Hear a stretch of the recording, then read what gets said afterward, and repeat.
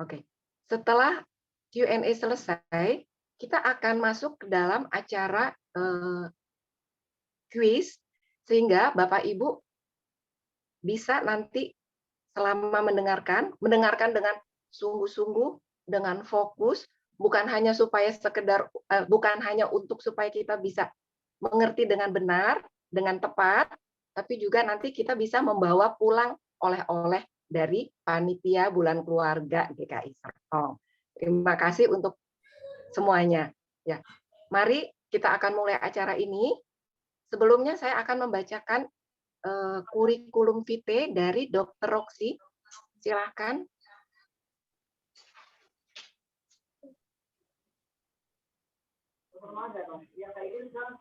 Nah, Dr. Roxy Francisca saat ini bekerja di Siloam Hospital sebagai seorang neurologis atau spesialis saraf. Beliau menamatkan pendidikannya dari Fakultas Kedokteran Universitas Indonesia, kemudian melanjutkan program pendidikan dokter spesialis saraf Departemen Neurologi di FKUI juga sampai tahun 2007, kemudian melanjutkan program doktoral di Universitas Hasanuddin Makassar.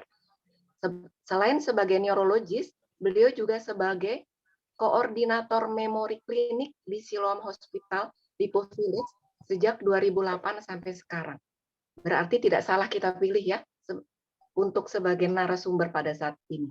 Juga beliau adalah dosen Fakultas Kedokteran Universitas Pelita Harapan dari 2008 sampai sekarang. Selain itu, Dr. Roxy juga adalah penatua, betul ya, penatua dari GKI Serpong. Monggo, silakan Dr. Roxy. Waktu dan tempat untuk Dr. Roxy kami persilahkan 20 menit ya, Dok. Terima kasih Dr. Magda, salam sejahtera Bapak Ibu yang saya kasihi, senang sekali siang ini bisa kembali diajak untuk sama-sama ngomongin topik yang sangat lekat di hati saya, yaitu demensia. Oke, Bapak Ibu mudah-mudahan 20 menit ke depan ya, kita bisa sedikit mencerahkan lagi pemahaman kita tentang apa sih demensia ini ya. Suaranya agak, itu ya? Suaranya agak gini ya, Okay. bergema. Baik, masih bergema sudah enggak ya? Enggak, Cukup Bu, jelas jelas, ya? Bu. Oke, Dokter baik. jelas sekali, bagus. Jelas, Dok. Ya, terima kasih Bu Edwin. Jadi 20 menit ke depan ini kita akan bahas tentang apa itu demensia dan bagaimana penanganannya ya. Bapak Ibu, saya minta untuk baca 3 kata sekaligus ada gambarnya bersama-sama yuk. Mari kita baca. Ini adalah gambar bola, Anggrek, dan kursi. Baik, mohon diingat-ingat nanti di akhir saya akan tanya lagi. Oke, Bapak Ibu, sebelum kita bahas apa itu demensia, kita akan bahas dulu tentang organ yang kemudian jika mengalami penurunan fungsi atau kerusakan menyebabkan penyakit demensia, yaitu organ otak. Ya, jadi demensia atau yang orang awam suka bilang pikun, itu memang masalahnya adalah di otak. Kita kenal dulu ya tentang otak kita. Organ ajaib yang Tuhan ciptakan dengan sangat luar biasa. Beratnya walaupun hanya sekitar 1 kilo, ya kurang lebih 2% dari berat badan kita, tapi dia mengkonsumsi 1/4 dari oksigen yang kita kebutuhkan. Ya, sangat penting organ ini terdiri dari lebih 100 miliar sel yang kita sebut sebagai sel neuron dengan strukturnya yang menyerupai jeli, sehingga artinya 3/4-nya itu sebetulnya isinya adalah air. Ya, kenapa penting kita mengenal otak? Nanti kita akan paham gejala-gejala demensia itu adalah karena masalah penurunan pada fungsi otak. Nah, kita bahas lagi ya Bapak Ibu tentang bagian-bagian otak. Kalau kita lihat di gambar ini, otak secara garis besar kita bagi menjadi 3 bagian, yaitu yang disebut sebagai otak besar ya di bagian depan dari kepala kita. Itu kemudian akan dibagi-bagi lagi menjadi ada yang disebut lobus frontal ya, kemudian lobus frontal itu di bagian depan ya Bapak Ibu, di sini di dekat dahi kita. Lalu ada lobus parietal, ini yang warna kuning itu di bagian puncak kepala. Lalu ada yang disebut sebagai lobus temporal di bagian pinggir ya, dan lobus oksipital. Masing-masing memiliki fungsinya sendiri. fungsi kognitif, daya ingat, menyelesaikan masalah, berpikir maupun perasaan, dan juga untuk mengendalikan gerakan itu adanya di otak besar. Lalu di bagian belakang ada yang disebut sebagai cerebellum atau otak kecil, yang warna biru ini Bapak Ibu. Nah, ini fungsinya untuk mengendalikan keseimbangan dan koordinasi tubuh. Jadi kita lihat ya, nanti kalau kita jadi gampang jatuh, itu karena cerebellum kita yang mulai bermasalah. Ya, kalau kita mulai gampang lupa, misalnya itu karena ini Bapak Ibu, ada area di otak yang disebut hippocampus. Ya, mungkin bisa dilihat di sini walaupun agak kecil. Nah, ini merupakan pusat memori. Jadi ini mungkin mulai menciut atau ada masalah di sini. Nah, kemudian ada juga yang disebut batang otak ya Bapak Ibu, ini yang warna orange. Batang otak ini kecil-kecil cabai rawit. Dia fungsinya sangat vital ya, mengendalikan fungsi otomatis tubuh seperti bernafas, denyut jantung, tekanan darah, dan pencernaan kita itu dikontrol. Jadi hampir semua ya Bapak Ibu, tubuh kita ini dikendalikan sama si komputer ini, organ yang ajaib ini yaitu organ otak. Oke. Nah, nanti kita akan bahas lagi banyak tentang yang disebut fungsi kognitif ya atau fungsi berpikir. Untuk kita bisa mengingat. Tadi kan Pak CW bilang, kalau lupa itu kenapa? Kalau lupa bayar utang misalnya begitu ya. Nah, gangguannya di mana? Satu, mungkin atensinya. Ya, waktu dia minjem dia ternyata lagi nggak konsen. Jadi dia suka lupa tuh bayar ya. Tapi tadi kata Kak Amanda itu namanya apa? Ngeles ya, begitu ya. Itu nanti lain lagi fungsi kognitifnya. Lalu yang kedua, memori atau daya ingat. Yang ketiga, kemampuan visuospasial. Apa tuh kemampuan visuospasial? Kemampuan otak kita untuk bisa mengenali jarak, ya, mengenali bentuk, mengenali ruang. Jadi kadang-kadang nanti kita akan lihat pasien demensia itu waktu mau ngambil gelas tuh nggak pas, terus gelasnya jatuh atau airnya tumpah. Nah, itu karena salah satu fungsi kognitif di otak yaitu kemampuan visuospasialnya itu sudah menurun ya. Lalu ada kemampuan berbahasa. Ya, kalau kita nanti lihat juga pasien-pasien demensia mulai kesulitan menemukan kata ya. Itu loh, itu yang untuk itu. Nah, itu salah satunya menunjukkan memang fungsi kognitifnya, kemampuan berbahasanya mulai menurun. Lalu ada yang disebut juga fungsi eksekutif. Kayak apa nih fungsi eksekutif, Dok? Nah, fungsi eksekutif itu seperti pada ibu ini ya, dia bisa merencanakan acara keluarga mau datang 20 orang nih, anak, cucu, menantu ya. Lalu saya mau masak kue. Dia siapkan mulai dari beli tepungnya, beli gulanya, beli menteganya, lalu bagaimana caranya sampai masak. Nah, pada fungsi eksekutif itu ada kemampuan merencanakan, kemampuan juga melakukan eksekusi ya, membuat kegiatan yang sistematis. Nah, itu fungsi yang paling tinggi memang dari seluruh fungsi kognitif. Dan Bapak Ibu, memang fungsi ini berubah seturut usia. Ya, pasti kita semua menyadari ya. Kalau dulu saya masih muda, suruh jaga anak sambil masak, sambil terima telepon masih bisa. Sekarang kalau udah masak terus terima telepon pasti masakannya gosong. Ya, itu salah satu yang berubah Bapak Ibu. Kemampuan kita untuk bisa berkonsentrasi pada banyak hal ya seperti multitasking gitu pasti menurun seturut usia. Lalu kalau dulu main catur menang terus. Bisa bikin strategi, bisa bikin perencanaan. Sekarang kok mulai sering kalah. Nah, itu juga menurun seturut usia Bapak Ibu. Tapi ada yang bertambah dan menetap. Ya, beberapa fungsi seperti mengingat sebetulnya pada orang tua itu kemampuan mengingat hal-hal yang lampaunya itu makin baik. Coba ditanya zaman Jepang dulu gitu ya atau zaman masih kecil dulu, wah itu bisa detail, ingat benar dia.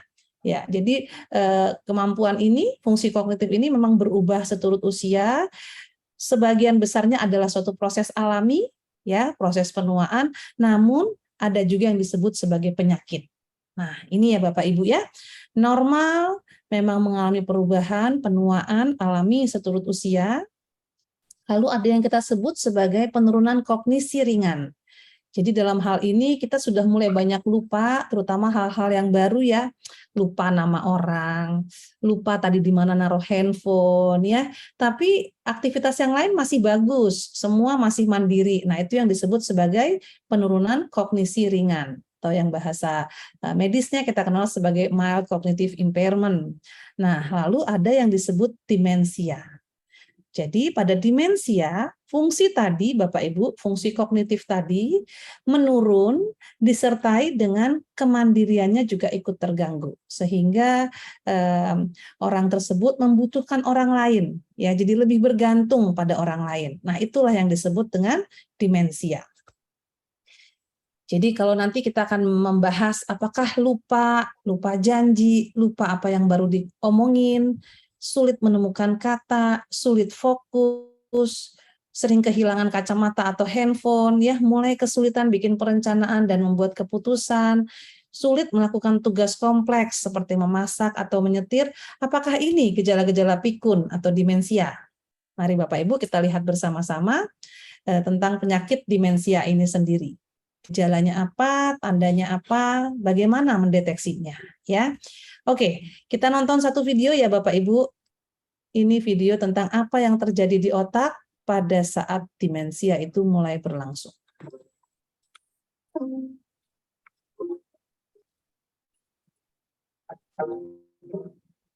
Pada orang sehat, semua sensasi, gerakan, pikiran, daya ingat, dan perasaan adalah hasil dari sinyal yang melewati miliaran sel saraf atau neuron di otak. Neuron terus berkomunikasi satu sama lain melalui muatan listrik yang berjalan melalui akson, menyebabkan pelepasan bahan kimia yang melintasi celah kecil antar neuron. Sel-sel lain di otak, seperti astrosit dan mikroglia, membersihkan debris dan membantu menjaga neuron tetap sehat. Pada orang dengan penyakit Alzheimer, terjadi perubahan toksik di otak yang merusak keseimbangan yang sehat ini. Perubahan ini terjadi bertahun-tahun sebelum tanda-tanda awal demensia muncul. Pada penyakit Alzheimer terlibat dua protein, yaitu beta amiloid dan tau, yang menjadi dasar kerusakan otak. Protein tau yang abnormal terakumulasi, membentuk tangles atau kumparan di dalam neuron. Dan beta amiloid menggumpal menjadi plak yang perlahan menumpuk di antara neuron. Saat tingkat amiloid mencapai titik kritis, terjadi penyebaran tau yang cepat ke seluruh otak. Namun demikian, protein abnormal tau dan beta amiloid bukan satu-satunya faktor yang terlibat dalam penyakit Alzheimer.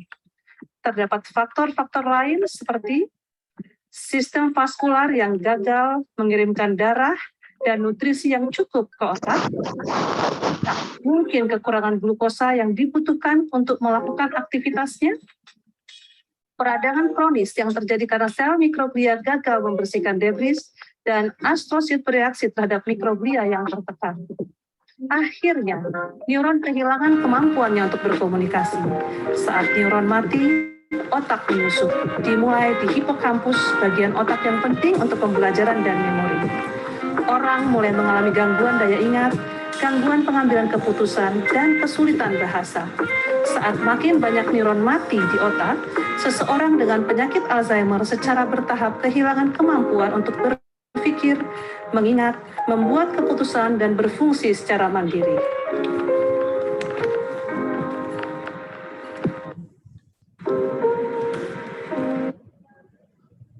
Baik Bapak Ibu, semoga video tadi cukup jelas ya.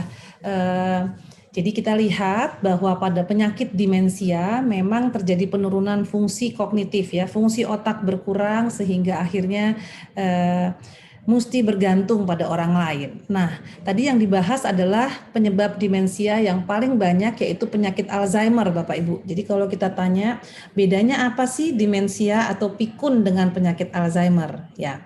Demensia itu sendiri merupakan suatu istilah yang kita sebut istilah payung ya, untuk menggambarkan suatu kondisi otak yang menurun. Nah, penyebabnya itu bisa karena penyakit Alzheimer. Itu tadi yang dibahas di video tadi, betapa otak mulai menciut, kemudian muncul plak-plak ya, jadi seperti plak di otaknya, kemudian komunikasi antar neuronnya jadi terganggu.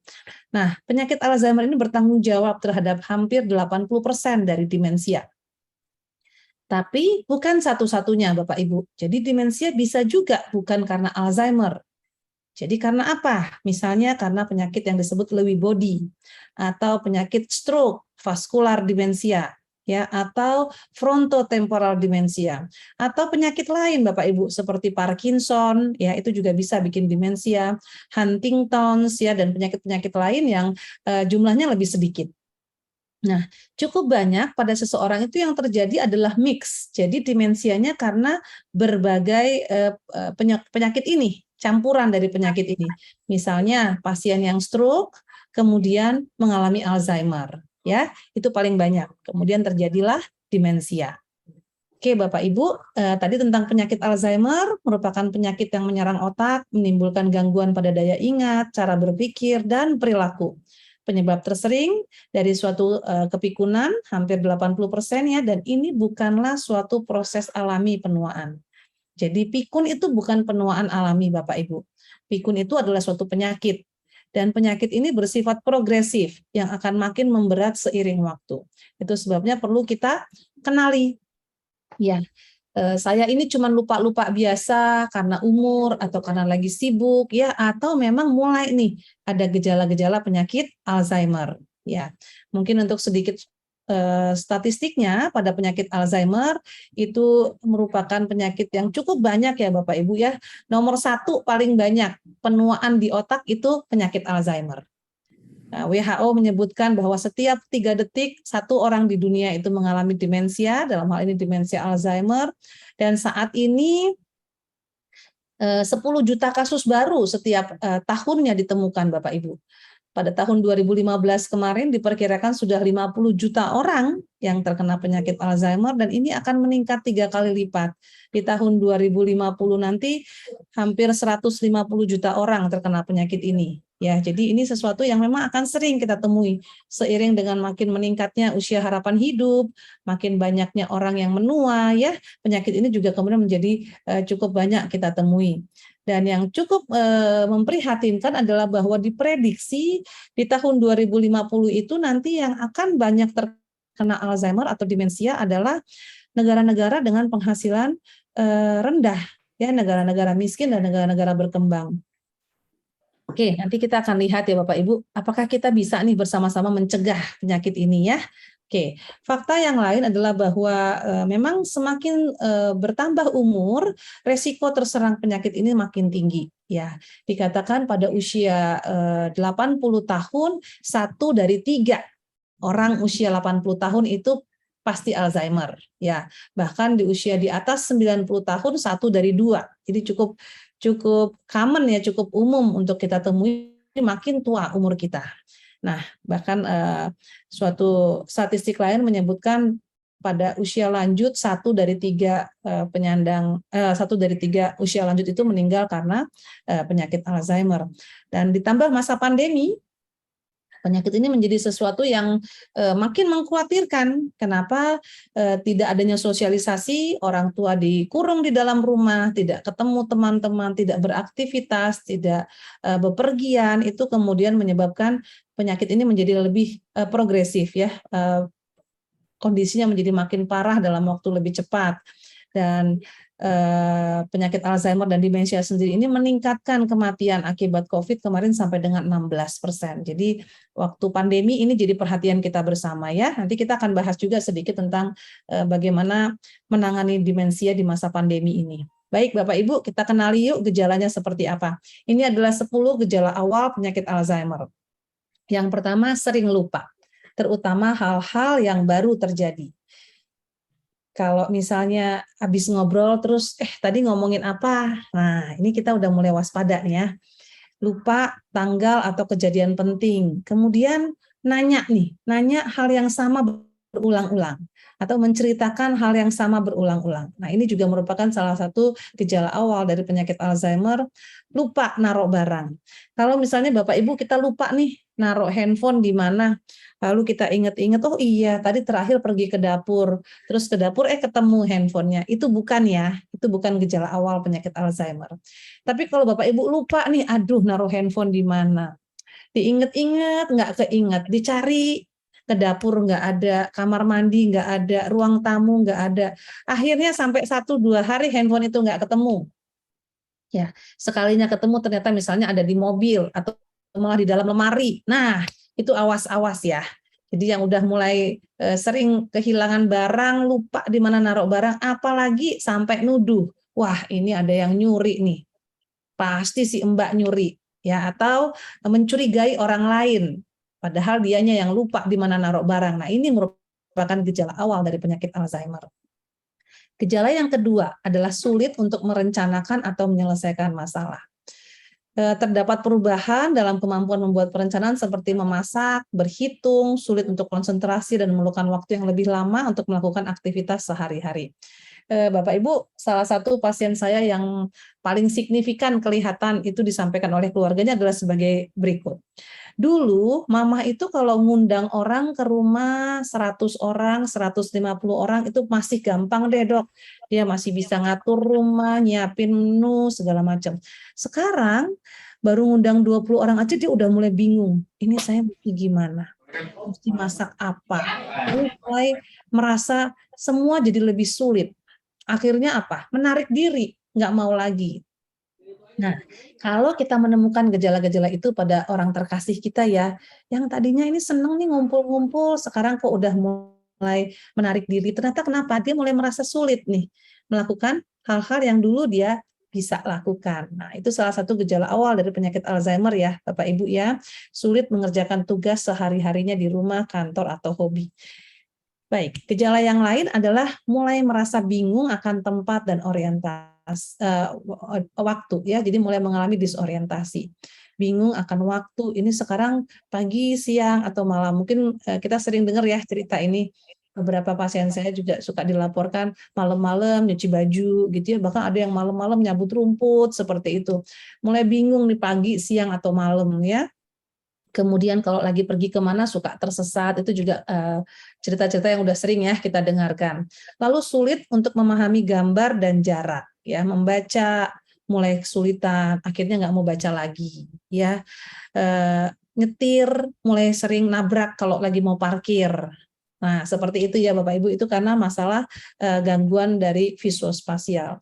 Nah, ini juga merupakan gejala awal dari penyakit Alzheimer. Lalu gejala lain adalah gangguan berkomunikasi. Tadi ya Bapak Ibu saya sudah sempat sampaikan, misalnya kesulitan berbicara mencari kata yang tepat.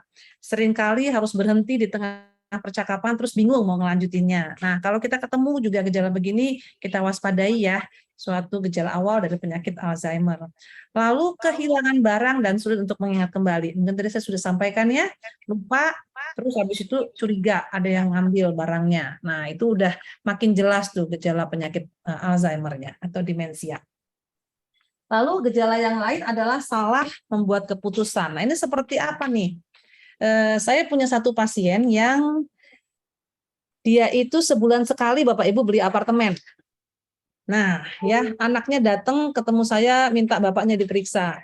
Ternyata memang itu kemampuan untuk membuat keputusan bahwa jadi kalau dia ke mall itu ditawarin beli apartemen, dia udah sulit untuk menilai saya nggak butuh apartemen atau sulit untuk menghitung nanti cicilannya bagaimana gitu ya. Nah, jadi kalau mulai ada nih keluarga kita yang loh kok keputusannya begitu gitu ya, loh kok penilaiannya begitu ya, bisa jadi ini memang gejala awal dari penyakit Alzheimer. Dan yang ke-9 itu menarik diri dari pergaulan, tadi ya sudah kita bahas juga, jadi mulai males, ikut KUL misalnya, ikut pelayanan di gereja, atau ikut paduan suara ya, udah nggak semangat lagi melakukan hobinya. Nah, itu kita mesti waspadai juga sebagai gejala awal penyakit Alzheimer. Lalu ada perubahan mood dan kepribadian, ya, yang tadinya baik, sekarang jadi mudah marah, ya, yang tadinya banyak ngomong, sekarang jadi lebih pendiam.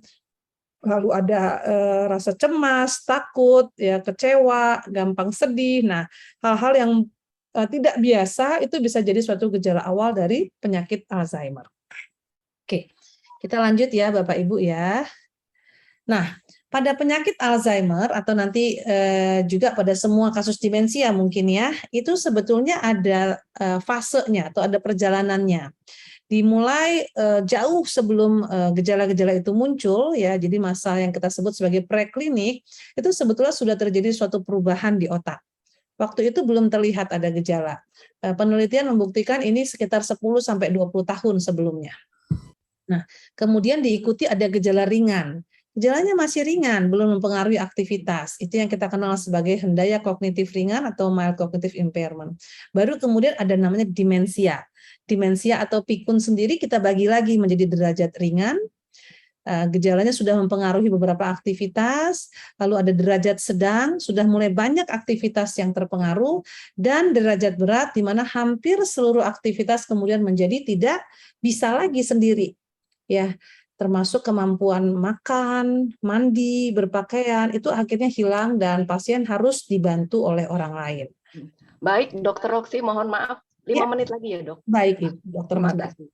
Nah, dari preklinik sampai ke demensia derajat berat ini memang perlu waktu beberapa tahun, ya Bapak Ibu, sehingga kadang-kadang kita berpikir di mana nih kita bisa intervensi supaya tidak sampai ke demensia derajat berat. Bisa nggak kita memperlambat? Nah, itulah strategi pengobatannya. Oke, pertama tentu kita harus tentukan benar nggak ini demensia. Ya, harus tegak diagnosisnya. Kita ajak keluarga kita atau orang terkasih kita untuk ke dokter. Nanti dokter akan lakukan wawancara, pemeriksaan fisik, dan mungkin dilakukan juga pemeriksaan fungsi luhur ke klinik memori misalnya. Kadang-kadang dokter masih ragu-ragu diminta untuk lakukan foto, CT scan, MRI, atau PET scan. Ya, ini lebih untuk menyingkirkan kemungkinan penyebab lain seperti stroke atau tumor otak. Kadang-kadang dokter juga perlu pemeriksaan lab untuk mencari adakah penyebab lain. Nah, ini salah satu contoh pemeriksaan dokter, nanti disuruh gambar, disuruh baca, disuruh menyebutkan nama, ya seperti itu. Nah, ini dia CT scan-nya, kalau kita lihat pada orang normal, ya, kemudian pada saat sudah mulai terjadi penciutan di otak, dan pada saat penyakit Alzheimer sudah makin berat, nah kita lihat di sini otak makin menciut, ya. Oke, pemeriksaan laboratorium yang diperlukan, kadang-kadang dokter memerlukan pemeriksaan seperti gula darah, ya. Pada diabetes juga bisa ya Bapak Ibu, nanti akan menyebabkan demensia. Fungsi ginjal, fungsi liver, hormon, nah ini tiroid juga sering nih jadi faktor risiko demensia.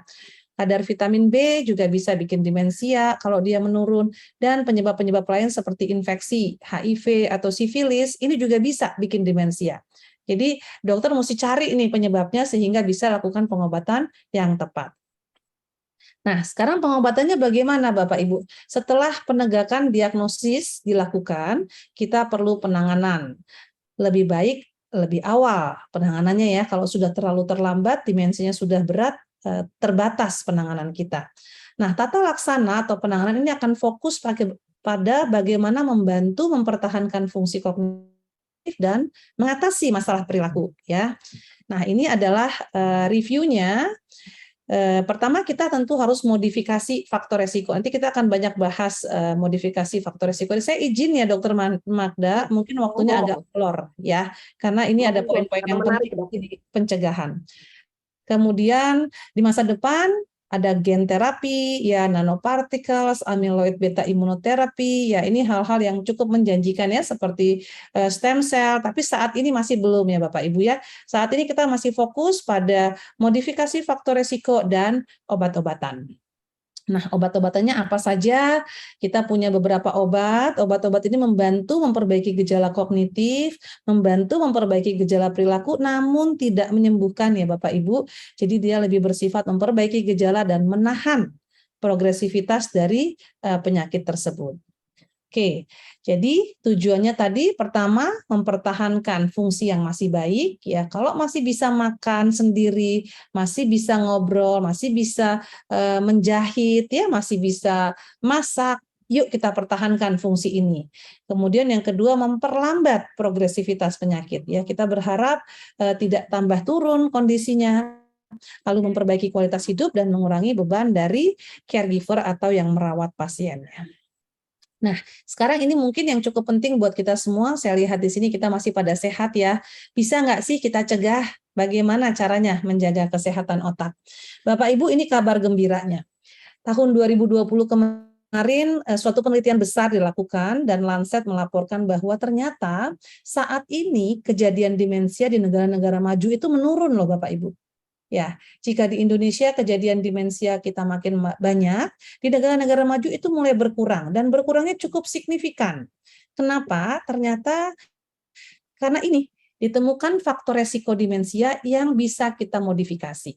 Dikenal ada 12 faktor resiko demensia yang jika kita modifikasi Bapak Ibu, maka 40% demensia dapat dicegah. Ini kabar gembira, suatu hal yang karena beberapa tahun lalu saya selalu kalau ngomong di depan awam bilang demensia nggak bisa dicegah ya, tapi sekarang ternyata kita bisa loh mencegahnya. Walaupun mungkin tidak 100% ya Bapak Ibu, bagaimana mencegahnya? Ini ada 12 faktor resiko. Yang pertama adalah yang paling tinggi itu salah satunya adalah pendidikan rendah. Jadi dengan sekolah lagi nih Bapak Ibu, saya mau nantang nih Kak Manda untuk sekolah lagi nih ya. Dan Bapak Ibu yang lain juga tidak harus ngambil S2, S3 atau apa, boleh ngambil apa aja. Ikut kursus lagi bahasa Mandarin misalnya, atau ikut belajar main piano, atau ikut tim multimedia belajar IT misalnya, ikut Pak CW itu. Nah, dengan edukasi ternyata kita bisa mengurangi resiko demensia Bapak Ibu. Ya, jadi mereka yang sekolah lagi atau yang terus belajar sepanjang hidupnya dikatakan bisa menurunkan 7% resiko demensia. Lumayan ya Bapak Ibu. Lalu ini hearing loss. Ya. Pendengaran yang berkurang itu sebaiknya segera dikoreksi ya, karena dengan mengkoreksi gangguan pendengaran itu kita bisa mengurangi 8% resiko terkena demensia ya. Begitu juga dengan traumatic brain injury, ini adalah cedera kepala. Jaga kepala Bapak Ibu jangan sampai kebentur. Kalau misalnya terpaksa harus jatuh, biarin kakinya aja yang patah-patah tapi kepalanya aman ya. Kenapa? Karena dengan mencegah cedera kepala, kita juga bisa mencegah 3% dari demensia. Lalu faktor resiko lain seperti hipertensi, gitu kalau kita kontrol, resiko demensia juga berkurang 2%. Tidak minum alkohol, mengurangi berat badan, ya itu menurunkan 1% dari resiko demensia. Tidak merokok, itu menurunkan 5% dari demensia. Mengatasi depresi, ya mereka yang mengalami depresi harus secepatnya kita bantu. Karena depresi itu erat kaitannya dengan demensia. Social isolation, makanya ini Pak Rizal, saya rekomendasi untuk segera datang ke gereja, para kul kita, karena isolasi sosial itu meningkatkan resiko demensia. Jadi mari yuk kita kumpul-kumpul lagi, ketemu lagi tentu dengan prokes ya, sehingga tidak terjadi isolasi sosial. Lalu juga physical inaktivitas, ya yuk kita olahraga, kita bergerak ya, karena dengan bergerak, dengan rutin berolahraga 2% resiko demensia bisa kita turunkan. Begitu juga dengan udara yang bersih ya, mencegah polusi udara, diabetes. Nah ini semua kalau ditotal Bapak Ibu 40% kita bisa mengurangi resiko demensia. Ya ini suatu kabar gembira dan ini adalah highlight dari slide saya hari ini. Jadi tadi ini kita kurangi diabetes, hipertensi, dan sebagainya, ini bisa mencegah demensia. Oke, Bapak Ibu, ini cara-cara lain ya, sama seperti yang tadi, berolahraga, membaca buku, berhenti merokok, menjaga kesehatan jantung, mencegah benturan di kepala, makan makanan yang bernutrisi. Nah, ini mungkin sedikit saya bahas ya, Bapak Ibu ya. Saat ini rekomendasinya adalah diet Mediterania untuk mencegah pikun. Kayak apa tuh diet Mediterania?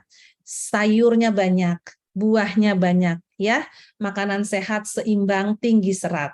Kemudian protein sumbernya dari unggas dan kacang-kacangan. Kurangi protein dari daging merah terutama atau daging kaki 4 lah seperti itu. Nah itu dianggap lebih baik atau lebih cocok untuk mencegah demensia. Tidur harus cukup, pelihara kesehatan mental, nanti Mas Aryo akan banyak bahas ini juga, aktif secara sosial dan terus menantang diri Bapak Ibu. Tantang, jangan mau males. Nah males tuh menurut saya merupakan kunci demensia. Kalau mau pikun, maleslah. Tapi kalau nggak mau pikun, jangan males.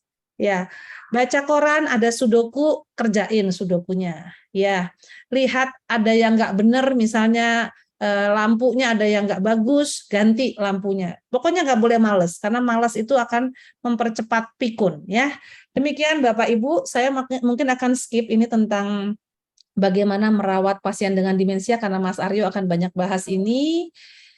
Ini adalah tantangan di era pandemi ya. Oke, sebagai kesimpulan, kita langsung ke kesimpulan aja ya. Video nanti bisa kita tonton bersama-sama kalau masih ada waktu. Mari bersama-sama kita menjaga kesehatan otak, dan memang dalam menangani demensia itu seluruh pihak perlu bekerja sama. Terutama di sini adalah keluarga, kita sebagai komunitas gereja, dan juga dari pemerintah ya, perlu ada peran serta sehingga penyandang demensia itu tetap bisa mendapatkan kualitas hidup yang baik. Demikian dari presentasi saya. Masih ingat Bapak Ibu 3 gambar di awal? Monggo silakan yang masih ingat acungkan jarinya, raise hand. Masih dong. dong. Bola, Bola, kursi. anggrek, kursi. Baiklah, aplaus buat kita semua ya. Terima kasih Bapak Ibu perhatiannya. Baik. Baik, terima kasih Dr. Roxy untuk pemaparannya yang luar biasa, yang sangat membuka wawasan. Kadang-kadang kita hanya mengerti, bukan kadang-kadang ya, mungkin banyak dari kita yang hanya tahu bahwa pikun itu adalah suatu proses penuaan yang wajar.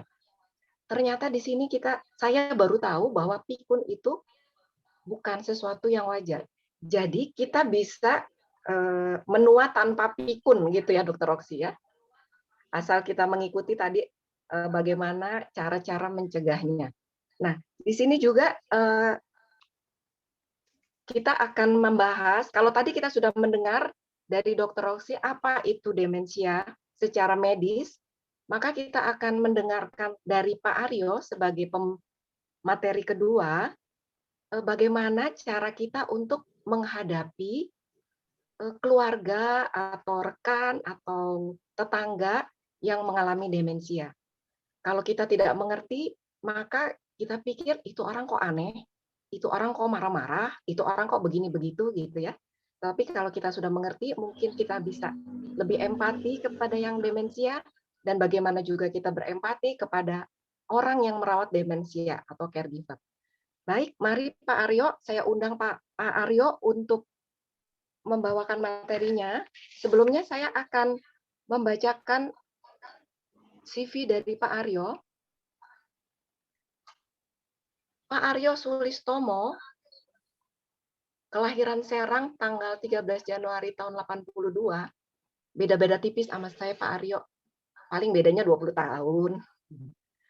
Lulusan dari sastra Perancis UGM, dan kemudian mengambil sertifikasi leadership tentang coaching di Sherry's Institute, mengambil juga biblikomedik seksologi di Yada Institute, kemudian mengambil program sertifikat saat Ministry Center, dan program konselor anak. Wah, berarti Pak Aryo memang lebih banyak ke pelayanan ya. Dan saat ini Pak Aryo juga tergabung dalam pelayanan di TPJ, Tim Pendamping Jemaat. Bila ada yang mau mengetahui tentang TPJ, boleh bertanya di GKI Serpong, dan mungkin kalau ada yang ingin bercerita atau apapun masalah-masalahnya bisa ke TPJ ya. Baik, mari Pak Aryo silakan, waktu dan tempat kami persilahkan. 20 menit Pak Aryo, monggo. Baik, selamat siang Bapak Ibu dan Opa, Oma, Om, Tante terkasih. Sebelumnya mari kita berikan reaksi yang positif untuk Bu Roxy, Bu Dr. Roxy dan Bu Dr. Magda yang sudah ini, bisa dari reaksinya itu ada kasih jempol, kasih love, atau kasih apa gitu. Biar Bu Dokter semakin semangat dalam berbagi ilmunya. Ya, tadi Bu Desi sudah ngasih love, oke, mantap. Nah, Bapak Ibu, Om Tante, Pak De, Bude, mohon izin, biar kita berasa semuanya muda, saya panggil kakak-kakak boleh ya? Kalau di sekolah minggu, bahkan Opa Emil pun kami panggil kakak. Gitu. Boleh. Boleh ya, Kok baik, Cici terima juga kasih. boleh, Kok Nah, Cici juga boleh. Kalau khusus Ko Hendro, Koko ya Ko, dari kecil saya manggilnya Ko Hendro soalnya. Panggil Kak agak bingung gitu. Nah, kakak-kakak, sebelum kita mulai ini aku boleh minta tolong kakak-kakak untuk ambil kertas sama alat tulis ya yang dekat. Aku kasih waktu mungkin 30 detik sampai 1 menit untuk ngambil. Iya, sambil menunggu saya ini dikit. Jadi Bapak Ibu kalau ada Bapak Ibu yang pengen ngobrol, pengen curhat tapi nggak tahu kemana, nah itu nanti bisa menghubungi tim TPJ, tim pendamping jemaat dari GKI Serpong. Nah nanti Bapak Ibu juga bisa pilih nih mau ngobrolnya sama siapa gitu. Kalau misalkan belum ada ide, nanti akan diarahkan ngobrol dengan siapa gitu. Cuman saya udah ngasih tahu di awal kalau ngobrolnya sama saya, biasanya saya akan lebih banyak kasih pertanyaan. Mungkin kalau kata Bu Dokter Roksi tadi, kalau saya ngasih banyak pertanyaan itu merangsang otak juga gitu ya Bu Dokter ya. Oke, baik Bapak Ibu, Kakak boleh aku dibantu slide-nya?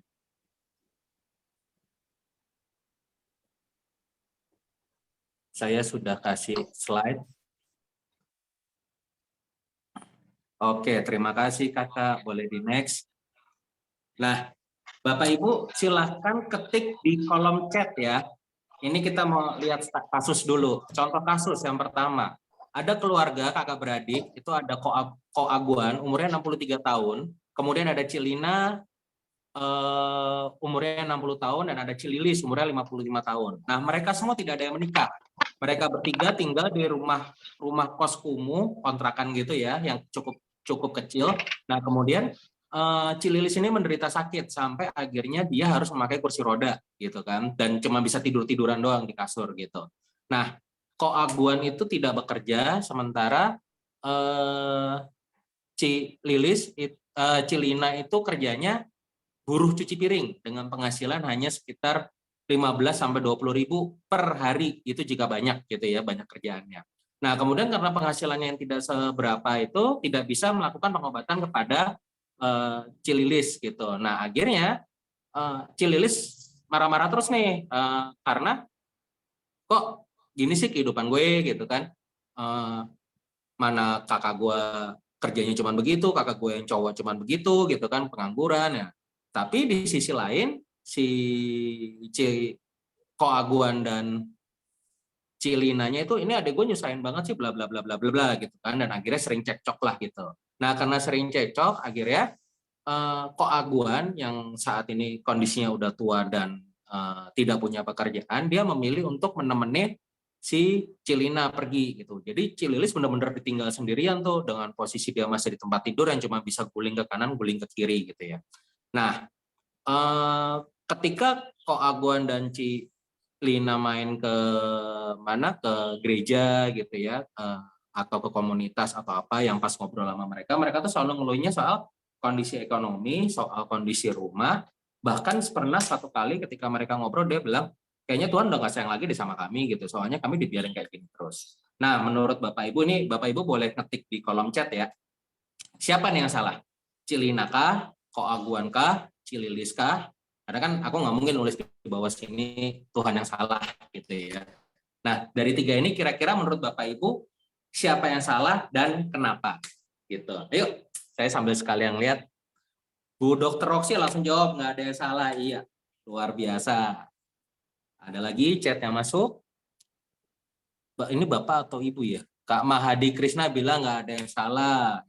Kak Koni juga bilang tidak ada yang salah. Bu Edwin juga bilang tidak ada yang salah. Ya, oke, boleh kita ke entah siapa yang salah, aku tak tahu. Nah, oke, kita karaokean Om Cewek. Boleh lanjut ke ini Pak Rizal beda nih, yang paling bersalah Ko Aguan. Bla bla bla bla. Kak Clara nggak ada yang salah. Ko Hendro semua salah karena tidak menyadari keadaan masing-masing. Oke. Nah, boleh kita berlanjut ke slide nomor 2? Contoh kasusnya. Nah, ini ada contoh kasus lagi dan ini benar-benar nyata. Kalau yang tadi itu saya dapat hanya sekilas gitu ya. Kalau yang ini sekarang contohnya benar-benar nyata karena di dekat saya juga gitu ya. Jadi ada satu keluarga, papa, mama, yang papa umurnya 85 tahun, yang mama umurnya 70 tahun. Mereka punya 3 anak. Ada Ko Arnau umur 55 tahun, Citere umur 50 tahun, dan Cisanti umur 45 tahun. Nah, Ko Arnau dan Citere ini udah menikah. Mereka tinggal di keluarga jauh lah gitu ya. Maksudnya nggak di dekat si papa mama. Nah, papa mama ini tinggal di Taman Palem ceritanya. Nah, kemudian Cisanti ini tidak menikah dan dia merawat orang tuanya. Nah, Cisanti nggak bekerja, tidak punya pacar juga gitu ya. Bekerjanya itu dia kalau terima orderan kue atau orderan masak gitu ya. Nah, kondisi terakhir itu si mama dia mulai saraf kejepit tidak bisa jalan gitu, jadi hanya lebih banyak rebahan. Sementara si papa sudah mulai tidak melihat, pendengaran berkurang, udah mulai demensia, mungkin demensia gitu, karena ketika anaknya Ko Arnold datang atau Pak Arnold datang sama keluarga gitu ya, sambil bilang papa ini gitu kan. Nah, dia bisa menyangka bahwa pembantunya atau yang asuhnya itu adalah istri dari si Ko Arnold begitu.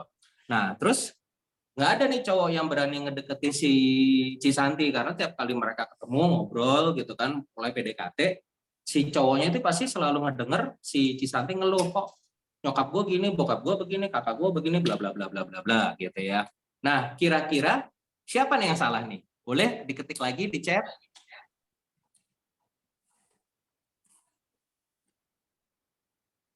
Ya, apakah sudah ada yang masuk chatnya? Pak Om Cewek Cisanti, oke.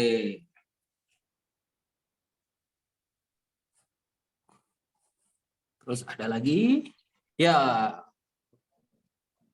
Kak Mahadi juga bilang Cisanti yang salah, Bu Edwin tidak ada komunikasi, Opa Emil, Cisanti, Om Rijal, ya, wah luar biasa.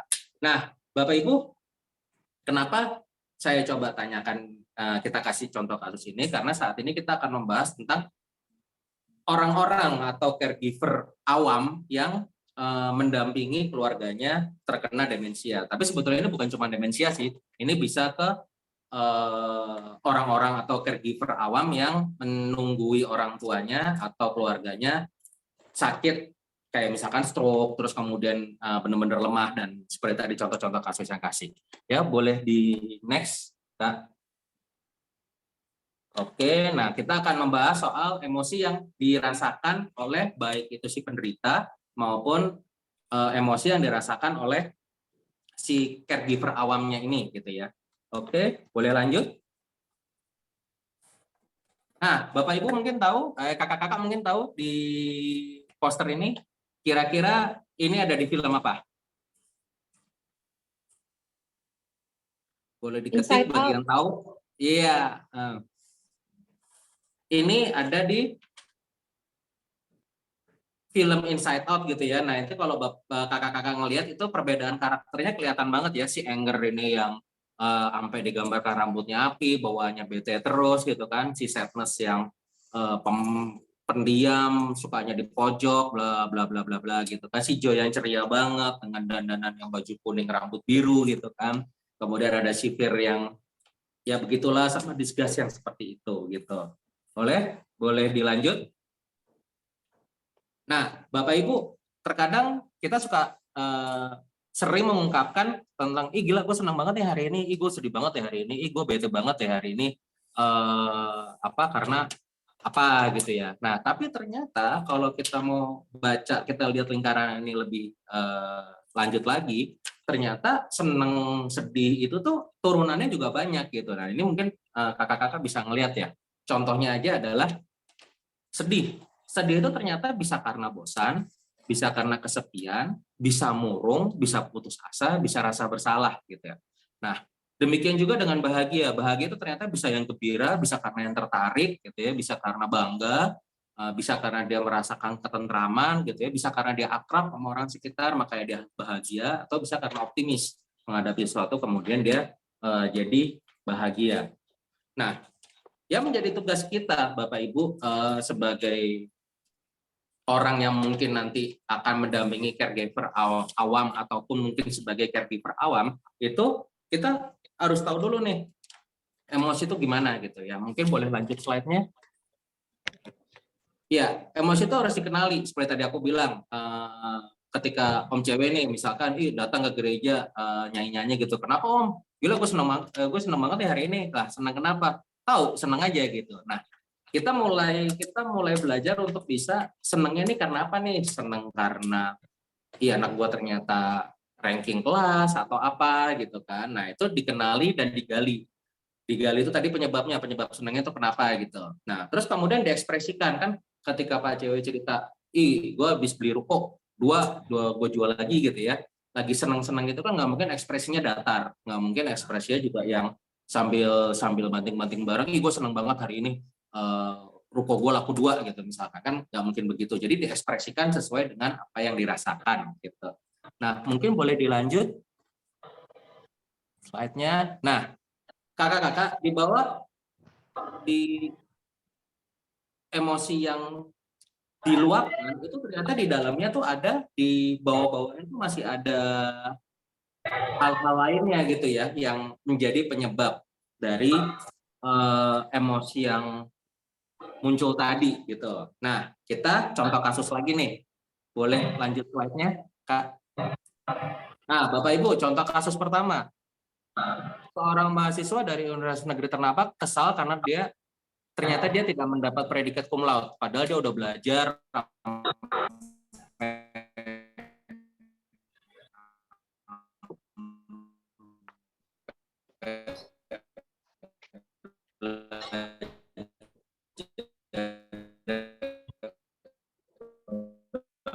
luar biasa sadis, mengurung diri di kamar berbulan-bulan. Nah, mungkin kita mulai belajar untuk apa? Mulai belajar untuk mengenali nih, Kak.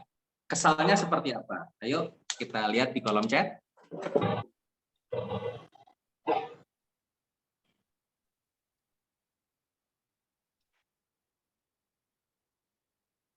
Seorang mahasiswa.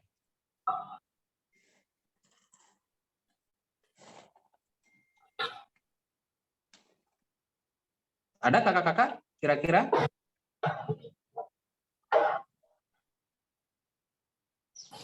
Nah, jika cukup sulit, kita bisa lanjut ke contoh kasus yang kedua. Seorang pemuda kesal pada orang tuanya karena mereka selalu punya komentar negatif kepada siapapun lawan jenis yang dia kenalin ke orang tuanya gitu. Jadi si anak muda ini bawa pacarnya, ketika datang ketemu orang tua dikomentarin mulu gitu kan. Dia tuh sampai kesel gitu kan, sampai dia mengambil keputusan untuk udah gue nggak mau kenalin siapa-siapa, gue jomblo aja gitu. Bahkan sampai orang tuanya bilang, udah Dena, lu kenalin, gue nggak ini lagi deh, kita nggak nanya-nanya lagi gitu. Dia nggak mau gitu, dia tetap memilih untuk jomblo. Nah, kira-kira keselnya karena apa nih?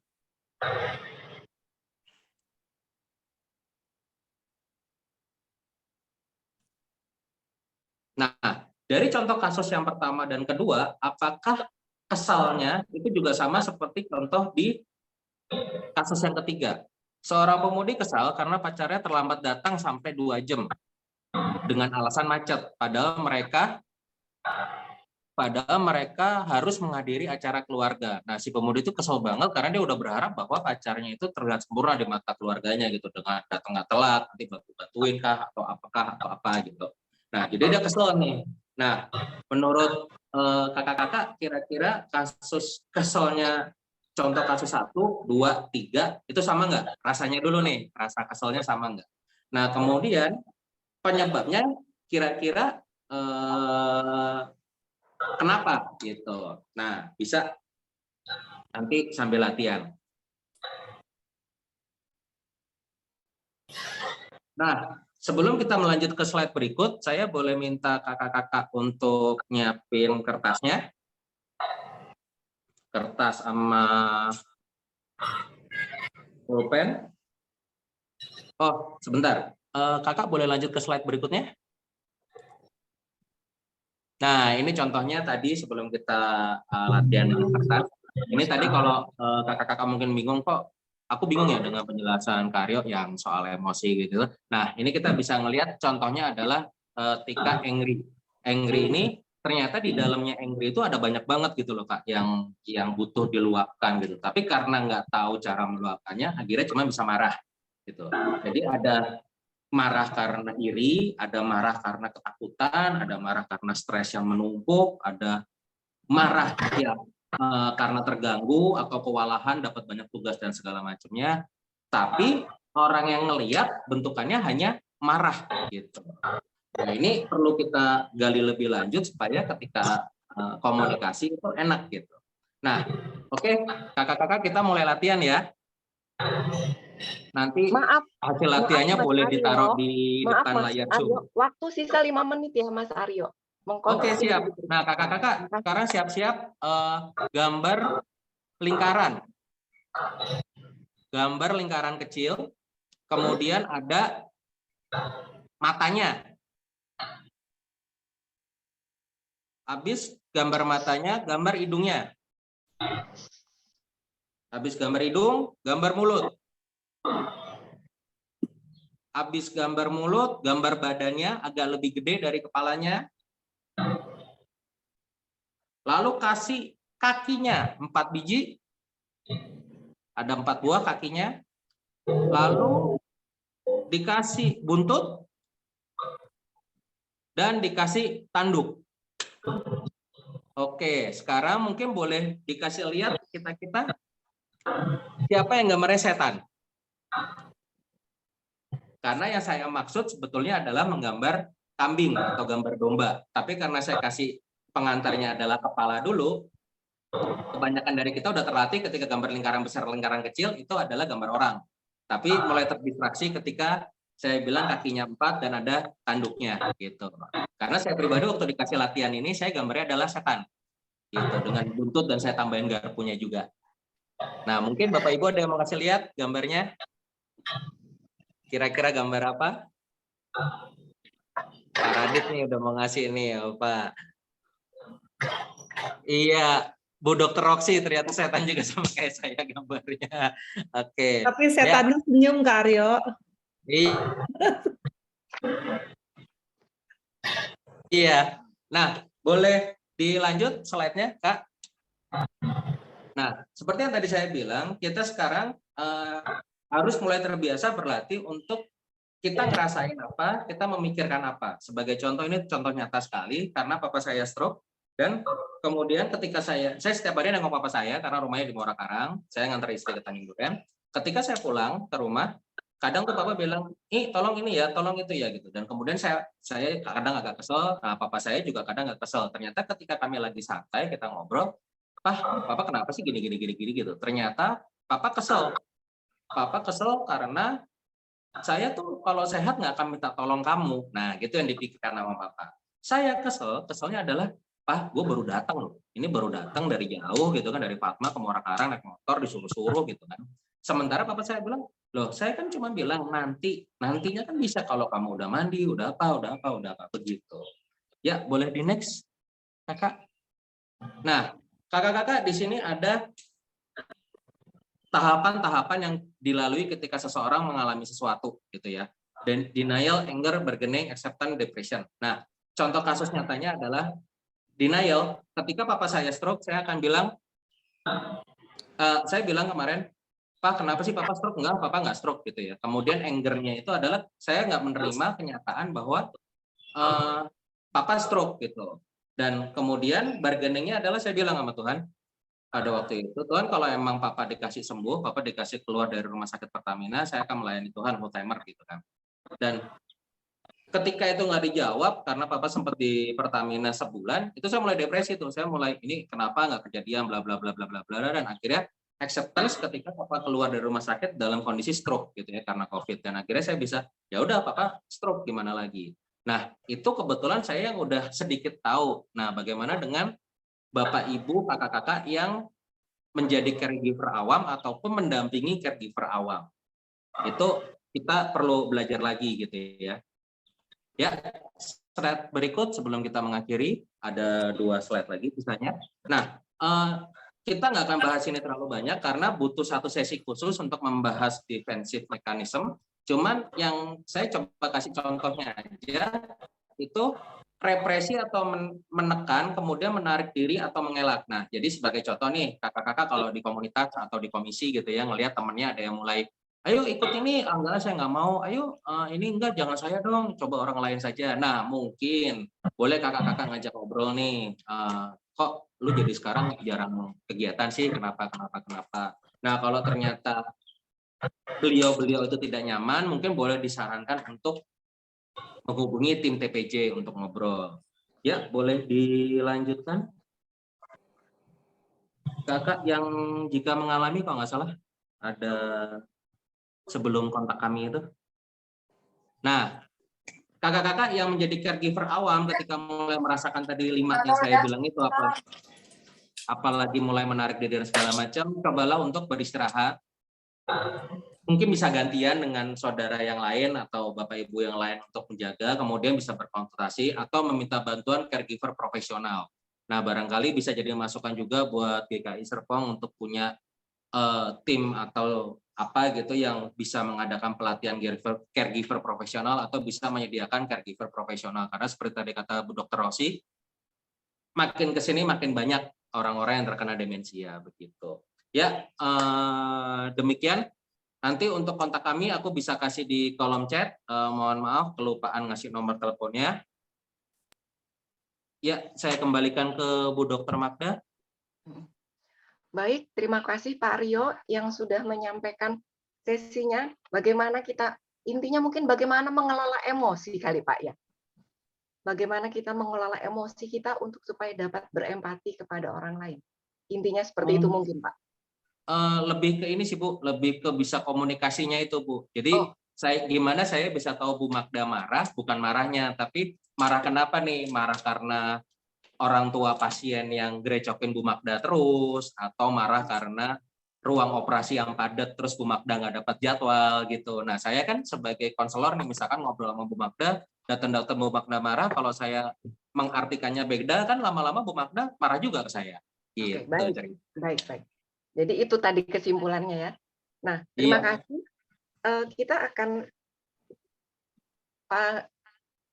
kepada sesi tanya jawab. Sebelumnya saya akan bacakan dulu apa yang tadi setelah disampaikan oleh Dr. Roksi secara begitu menyeluruh. Rasanya kurang waktunya ya Dok ya. Tadi Dr. Roksi sudah menyampaikan apakah itu demensia, penyebabnya apa, bagaimana tujuan terapinya, dan bagaimana pencegahannya. Nah, jadi bila di antara Bapak Ibu dari apa yang sudah disampaikan itu mau bertanya, kami silakan. Tadi dari Pak atau Mas Aryo juga telah disampaikan. Kalau memang ada juga yang mau bertanya, kami tunggu dan kami persilahkan untuk bertanya. Silakan Bapak Ibu. Kalau belum ada yang mau bertanya lewat chat, boleh raise hand.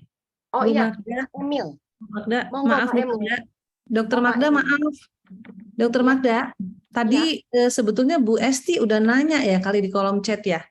Bagaimana bagaimana menjadi teman terbaik ya, caregiver. Boleh mungkin Bu Esti langsung ngomong kali Dokter Magda. Terima kasih. Oh iya, silakan Bu Esti. Terima kasih Bu Mada, terima kasih Bu Roksi dan Pak Aryo. Kesempatan ini kami akan menyampaikan bagaimana menjadi teman yang baik atau mendampingi untuk bagi penyandang ya, penderita demensia yang kadang menggelikan, yang kadang menjengkelkan. Nah, kita sebaiknya harus seperti apa? Terima kasih. Ditujukan kepada siapa Bu Esti? Dua-duanya kali ya. Dua-dua. Oke, baik. Silakan, siapa mau? Dokter Roksi mungkin mau mulai? Dokter dulu aja nggak apa-apa. Ya, monggo Dokter Roksi. Jadi tadi sebetulnya ini slide yang saya skip dan ternyata tadi Kak Mas Aryo lumayan banyak sih membahas, tapi mungkin saya sampaikan saja ya. Jadi merawat penyandang demensia di era pandemi COVID, maaf, saya besarkan saja. Kemudian ada tentang Nah, caregiver menjadi teman terbaik. Ini saya minta maaf, saya pencet dulu. Ya, jadi sepertinya Bu Esti sudah menjadi caregiver ya saat ini ya Bu Esti ya, sehingga bisa menyampaikan pertanyaan ini. Dan memang jika kita membahas tentang menjadi caregiver, apa sih yang dilakukan oleh teman terbaik ya? Pertama tentu tadi Mas Aryo sudah sampaikan juga memahami dan memiliki empati. Dengan tadi saya membahas pada demensia itu memang otaknya sudah berubah ya. Itu menjadi dasar kita memiliki empati yang lebih. Jika mereka tampak menggelikan, jika mereka mengesalkan ya seperti itu kita tahu karena memang proses berpikirnya, zat-zat di otaknya sudah tidak bisa memberikan respon yang tepat terhadap segala rangsangan. Begitu ya Bu Esti ya. Jadi dengan kita paham, oh dia marah-marah karena memang waktu dia mendengar ada yang ngomong, dia salah paham, seperti itu ya. Dengan begitu kita jadi memiliki empati. Kemudian yang kedua adalah kita tetap harus memberikan dignity, ya, harga diri kepada para penyandang demensia. Kita memperlakukan mereka secara setara. Ya, kadang-kadang yang saya lihat cenderung caregiver atau keluarga itu menganggap karena pasien demensia itu sudah kesulitan, sudah tidak mampu misalnya memberi keputusan, sudah nggak mampu memberikan yang terbaik begitu ya. Nah, itu kita langsung anggap sebagai udah kayak anak kecil. Makan diajarin lagi gitu misalnya ya. Kemudian nggak dilibatkan dalam hal mengambil keputusan atau hal-hal yang seperti itu. Nah, itu yang kita mesti tetap ingat, mereka tetap walaupun dengan segala penurunan fungsi otaknya, kita harus perlakukan secara setara, berikan dignity-nya. Ya, berbagi kisah hidup, mengingat hari-hari dan kejadian yang membahagiakan itu adalah salah satu peran dari teman terbaik. Oke, sedikit lagi, ini strateginya, dilibatkan selalu dalam membuat keputusan. Saya kadang-kadang suka caregiver tuh main mata gitu sama saya, bilang, dok, jangan diomongin. Enggak, menurut saya itu adalah hak dari penyandang demensia untuk tahu apa sih yang terjadi. Kenapa kok sekarang saya jadi nggak bisa lagi masak, misalnya begitu ya. Kenapa kok saya jadi bingung caranya nyetir, misalnya begitu. Nah, dia mesti diberitahu bahwa memang terjadi proses penyakit dalam otaknya. Dan itu membuat dia punya waktu untuk menyiapkan. Oke, ini makin tambah buruk ya dok. Nanti ke depan saya bisa-bisa nggak inget lagi ya sama istri. Satu pasien yang sangat-sangat saya menyentuh hati saya sempat bilang begini, nanti saya bisa nggak inget lagi ya dok sama suami dan anak-anak saya. Ya, tapi itu justru memberi ketenangan Bapak Ibu. Jangan anggap itu akan bikin mentalnya down. Enggak. Saya tetap berpikir jika seseorang dikasih kesempatan untuk tahu apa yang terjadi di dalam badannya, di dalam otaknya, dia punya waktu lebih untuk mempersiapkan apa yang akan di masa depan. Ya, jadi tetap dilibatkan dalam membuat keputusan, berkomunikasi dengan bahasa yang sederhana. Ya, misalnya, Bapak mau makan apa? Nasi uduk apa pecel? Nah, itu akan bikin bingung. Tapi kalau misalnya ngomong, Pak mau makan pecel, nah itu jauh lebih sederhana. Dan kita batasi juga informasi yang mengerikan ya Bapak Ibu, karena pada penyandang demensia hal-hal yang mengerikan itu akan menjadi lebih. Ya, tanya pendapat opini mereka selalu. Ingatkan kembali informasi tentang mereka di masa lampau. Ya, hal-hal yang menyenangkan terutama ya. Bantu mereka agar tetap terhubung, bergerak bersama. Nah, ini juga sering nih. Bapak ini males, nggak mau jalan, nggak mau ini gitu ya. Ya mungkin kalau disuruh jalan pasti males, tapi kalau yuk jalan bareng. Nah, itu mungkin akan lebih semangat. Tertawa bersama dan menunjukkan kasih sayang. Ini mungkin yang bisa saya sharing Bu Esti untuk menjawab pertanyaannya. Makasih. Terima kasih, Dr. Roksi. Terima kasih, Dr. Roksi. Mungkin Pak Aryo juga mau menjawab? Boleh. Jadi sebagai teman itu mungkin kita bisa mulai belajar dari sekarang ya kakak-kakak ya. Contoh paling simpel gitu. Mohon izin ke Dr. Roksi. Aku iseng nih nanya ke Dr. Roksi ya. Dokter, impian anak dokter 5 tahun lagi ke depan kira-kira apa? Impian suami kira-kira 5 tahun lagi apa? Nah, dari pertanyaan-pertanyaan simpel itu tuh bisa bikin kita bukan lagi apa ya, kayak berasumsi sendiri, anak saya mah pengennya ini, suami saya pengennya ini, atau istri saya pengennya ini, orang tua saya pengennya ini. Dengan kita semakin latihan berkomunikasi, menanyakan gitu. Nah, yang kami harapkan adalah dengan komunikasi yang semakin baik, maka ketika akhirnya harus menjadi seorang caregiver awam, minimal sudah bisa berkomunikasi walaupun bahasanya sederhana. Begitu sih, Kak, kalau dari saya. Baik, terima kasih Mas Aryo. Opa Emil mau bertanya? Ya, terima kasih. Baik, silakan Opa Emil. Terima kasih Mas Aryo, Dr. Roksi. saya itu kita memang pasti khawatir akan menjadi orang yang suka pelupa dan demensia.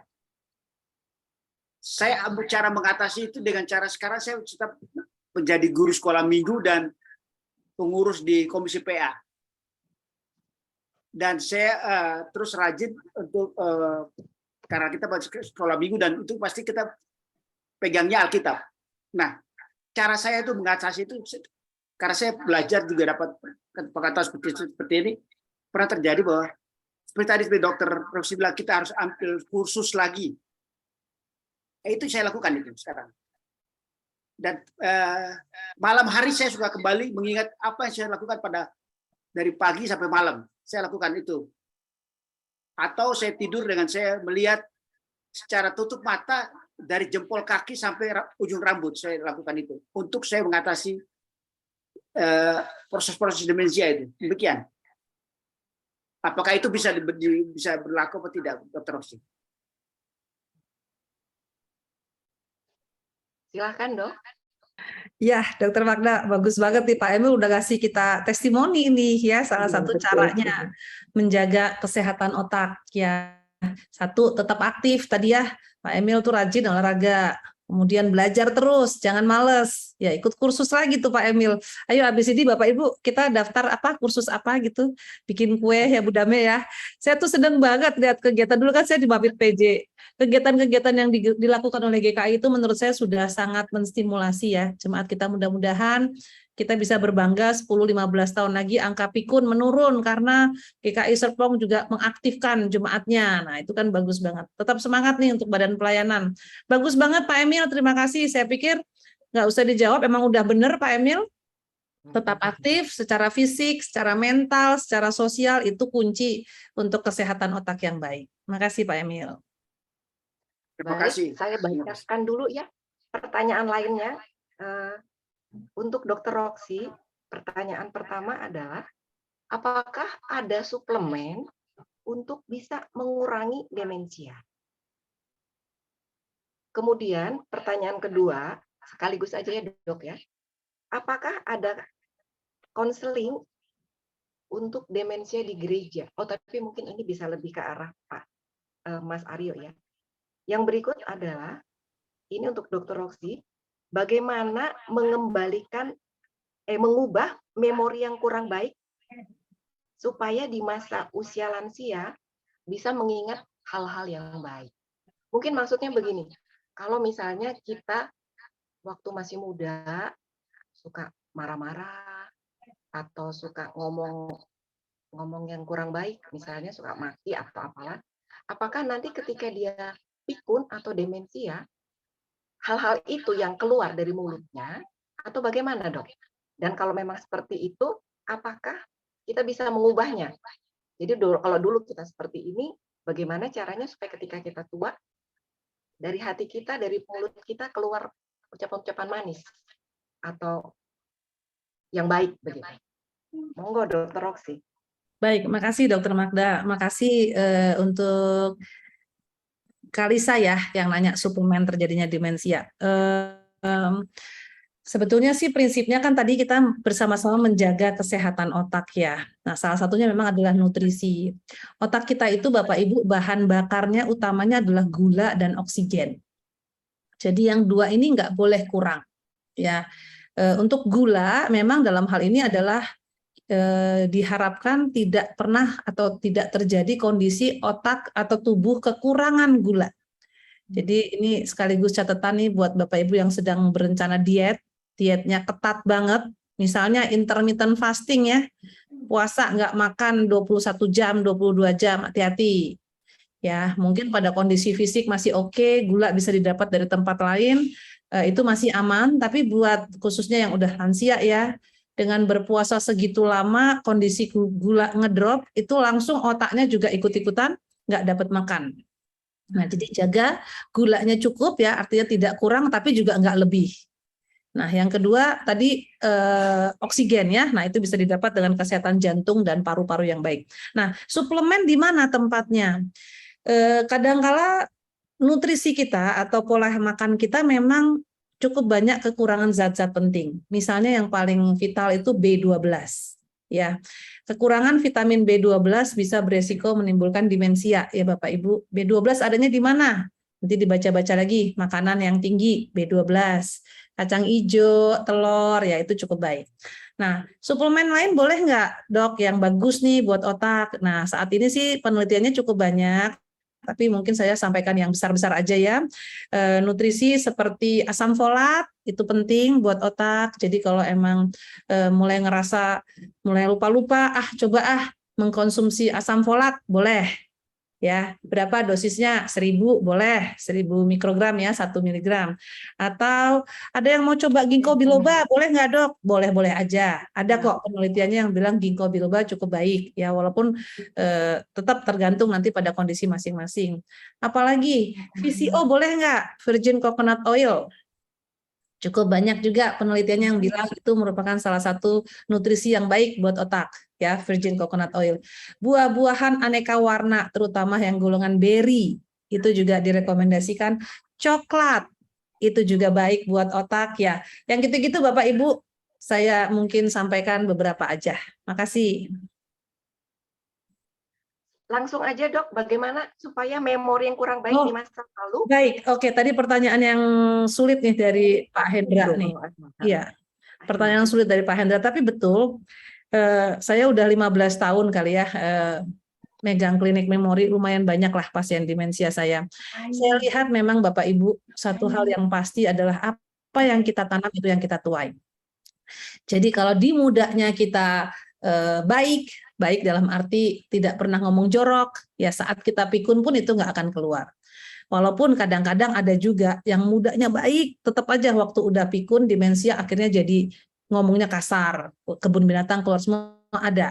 Tapi biasanya mereka yang baik pada saat pikun ya tetap baik, begitu Bapak Ibu. Tapi mereka yang dari mudanya suka ngomong kasar misalnya begitu, pada saat sudah demensia itu betul-betul tidak bisa dikontrol lagi. Ya, jadi ini secara ilmiahnya memang ada dasarnya bahwa otak kita itu kan pada saat diproses ya, menyimpan memori itu kan tidak pernah benar-benar hilang. Ya, dia masuk ke dalam yang disebut long term memory dan itu akan tersimpan di sana. Satu waktu bisa terpanggil kembali, terutama kalau ada pemicu.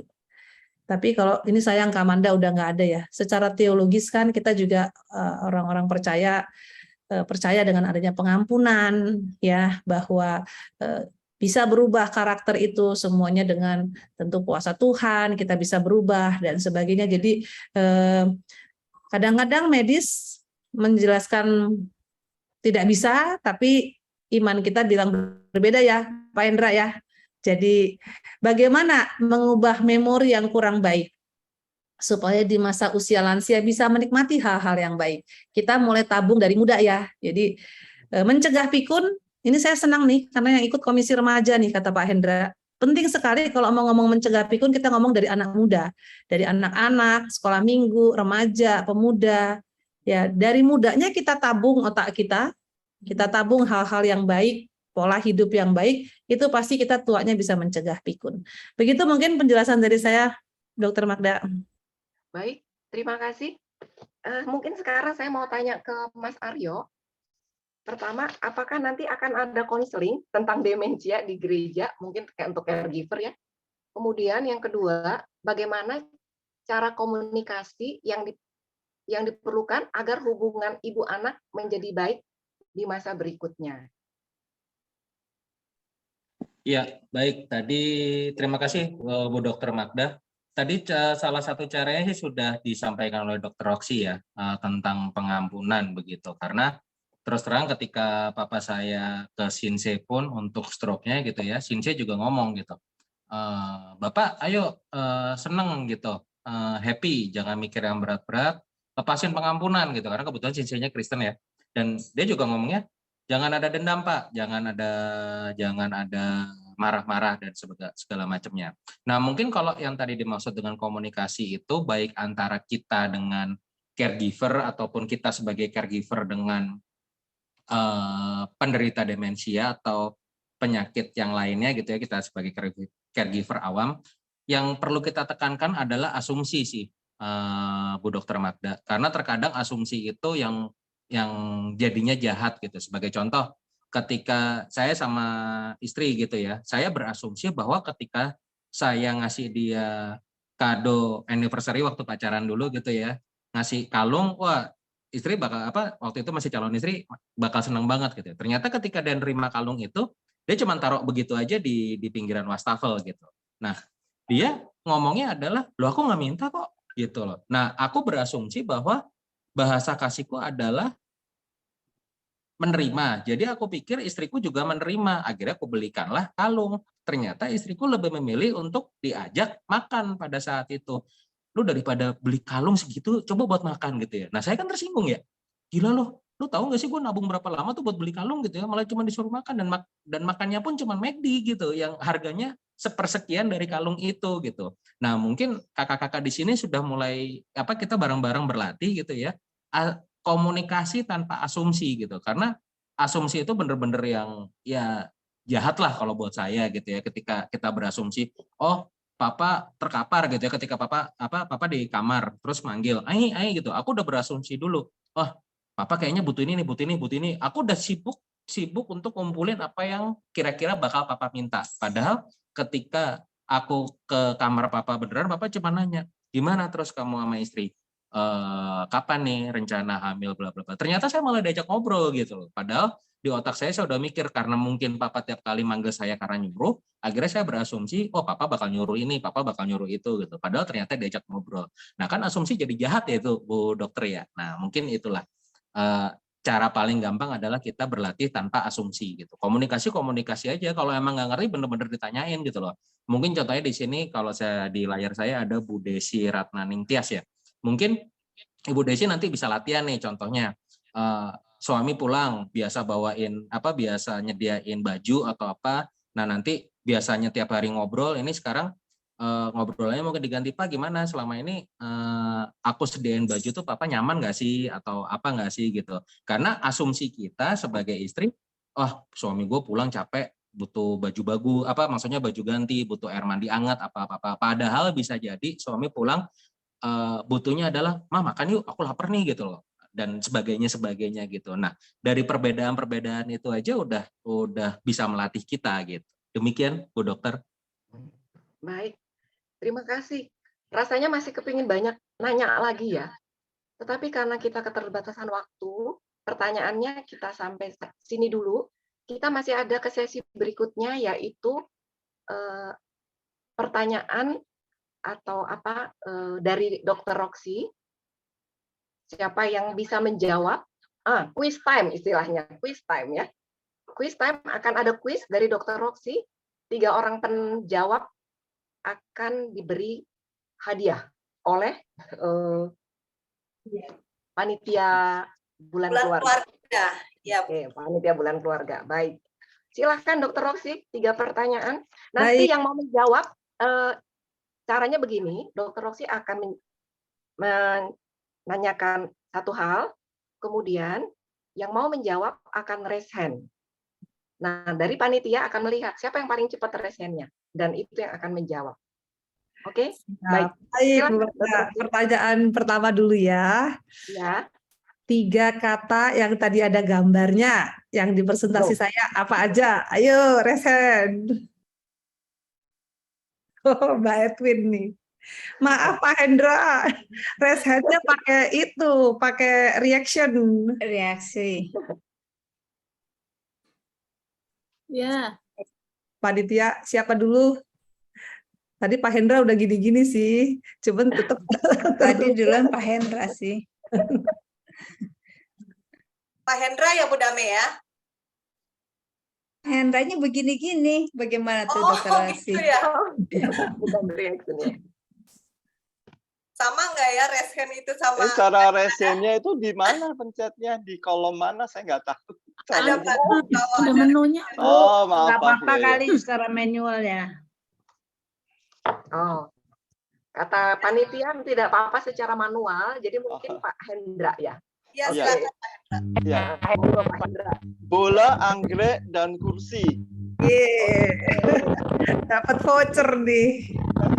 Aduh, terima kasih. Aduh, maaf. Aduh, saya nggak tahu cara resetnya seperti apa. Ya baik Iya. Pak Hendra, nanti saat panitia bulan keluarga akan menghubungi Pak Hendra ya untuk mencatat nomor. Oh iya, terima kasih. Aduh. Ya, terima kasih Pak Hendra. Baik, Lanjut, mungkin yang Bu kedua, Sandra. Lanjut Ya. yang nomor 2, Ya. Bu. Pertanyaan kedua, penyakit apa yang paling banyak menjadi penyebab demensia? Yang lain raise hand-nya turun dulu. Ya, Turun diturunkan dulu, ya. kembali.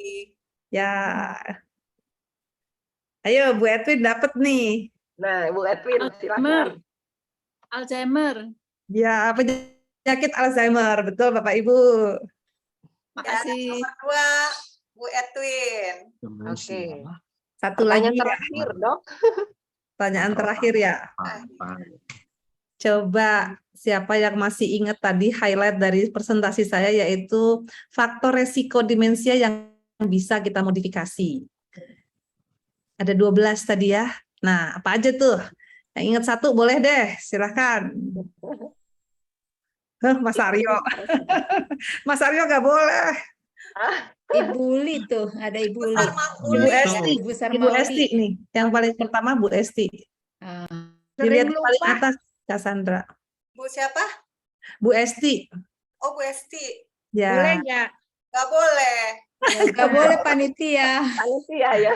Berarti Bu Koni. Berarti Bu Koni. Setelah Bu Esti, Bu Koni. Baik, Bu Maaf, Koni. saya okem boleh ya. Maaf, ini nggak stabil. Jangan merokok, jangan stres, happy-happy terus, gitu ya dokter ya. Faktor resikonya sih merokok sih ya tadi ya. Boleh Bu Sandra. Bisa menurunkan 5% loh. 5% risiko pikun bisa turun kalau kita stop merokok. Yuk stop merokok. Oke. Ya, benar ya Bu Koni ya. Terima kasih.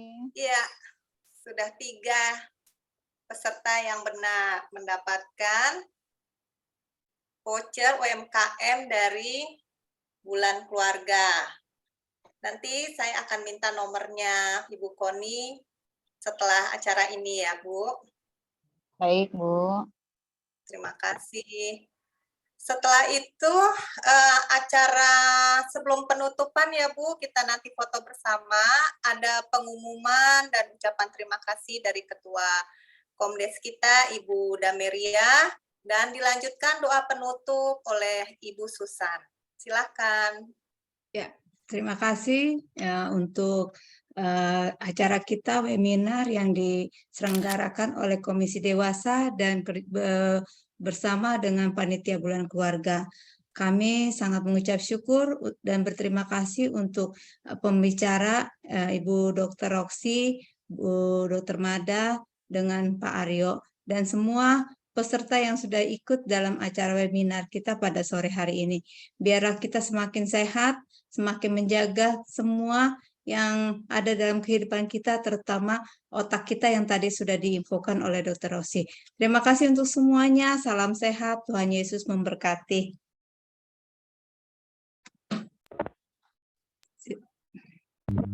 Ya, baik Bapak Ibu yang hadir dalam webinar, mari kita tutup webinar kita dalam berdoa. Kembali kami datang menghampiri Engkau ya Tuhan. Kami bersyukur Tuhan untuk hidup yang boleh Tuhan anugerahkan. Tuhan, kami bersyukur pada sore hari ini kami boleh mengikuti webinar Tuhan. Dan melalui webinar ini kami memperoleh pengetahuan tentang apa itu demensia dan bagaimana kami menanganinya ya Tuhan. Tuhan, kami mau serahkan para pembicara, Dr. Roksi, Dr. Magda, Kak Aryo Tuhan, di dalam pelayanannya, di dalam tugas tanggung jawab mereka sesuai dengan profesi yang Tuhan percayakan. Tuhan berkati mereka Tuhan. Sebentar kami akan berpisah Tuhan satu dengan lainnya melalui ruang Zoom ini. Tuhan, kami mau serahkan aktivitas kami selanjutnya di dalam tangan pemeliharaan Tuhan saja. Terima kasih Tuhan untuk kesempatan yang indah pada sore hari ini. Hanya di dalam nama Tuhan Yesus kami boleh berdoa. Amin. Amin. Baik, Bapak Ibu, kita foto bersama ya. Ya. Baik. Ibu Desi, bisa foto? Baik, Bapak Ibu, di sini saya ada 5 screen ya, jadi mohon bersabar, tebarkan senyumnya agak lama ya. Siap, kita mulai ya. 1, 2, 3. Ulang ya Bapak Ibu, maaf. Oke, berikut halaman berikut.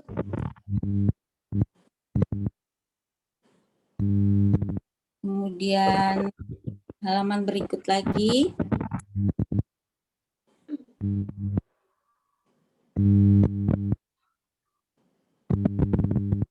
Ya, halaman terakhir. Ya, sudah selesai Bapak Ibu. Sudah ya. Terima kasih. Terima kasih. Terima kasih banyak. Terima kasih.